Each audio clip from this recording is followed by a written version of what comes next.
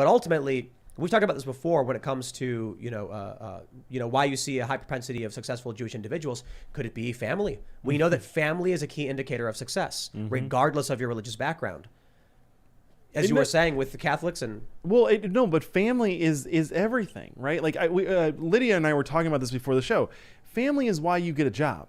Family is why you go to work. Family is why you love your country and why you go to war and you're willing to die in it so that your kids and your grandkids can have a good life. Like, family drives everything. And like, it's like the social science on this is so boring because it's so predictable, right? Like, kids raised in a loving household with parents that take them to church on Sunday are always the best performing group. They commit less crime. They don't commit suicide. They don't get addicted to drugs. It's all very boring and it's all basic. And the Jewish community is like really figured that out. Are you familiar with the blue zones?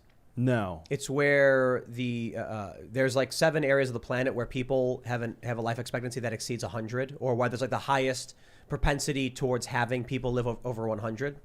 And so some researchers went to these areas to figure out what do they have in common that may contribute to people living to be over 100. And there's some interesting things, like they eat only till they're about 85% full. They don't overeat. But one of the most interesting things is they all have a job. So they talked to this one, he's like a Japanese guy, and he's like 102, and he's chopping wood. And they're like, "Why are you doing this? Shouldn't you be relaxing and be retired?" And he's like, "Well, if I don't do it, who will? Someone's got to get the wood." And it was for his community and for his family. Community and family was another big part of it. Yep. They're very close-knit and tight-knit families and communities. And the reason he had to chop the wood was because he needed to make sure everybody had this available, and if he didn't, no one else would. Yep. I was also reading that the highest, the biggest spike in when deaths occur is right after retirement.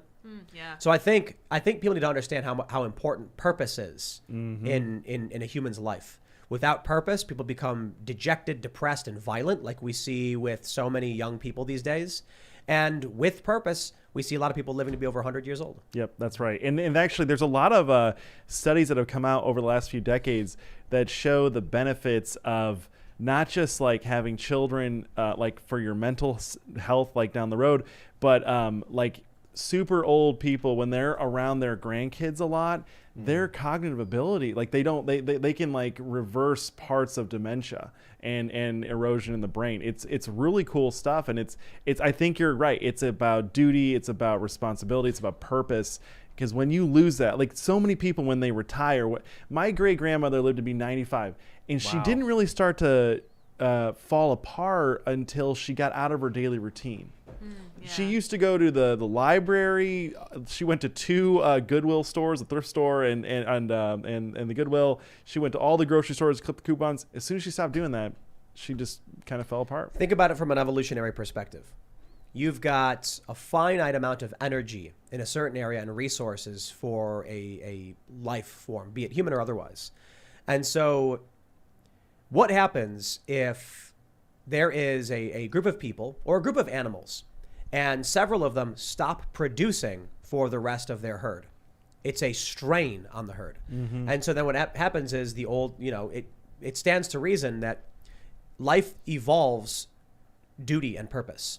Because those who have a sense of duty and purpose to each other are more likely to survive, more likely to have kids, and thus those traits are carried on into the future with us. Thus, family and community are extremely important. The other interesting thing, too, is I think purpose. You have to have a reason to do things, to be alive. Otherwise, we're facing the rat utopia experiment, in my opinion. Are you familiar? We've mentioned it several times, and recently, this is where they put a bunch of rats in a unlimited food, unlimited water, but finite space. What happens when you don't have to fight for food? What happens when you don't have to do any work? You're lazy.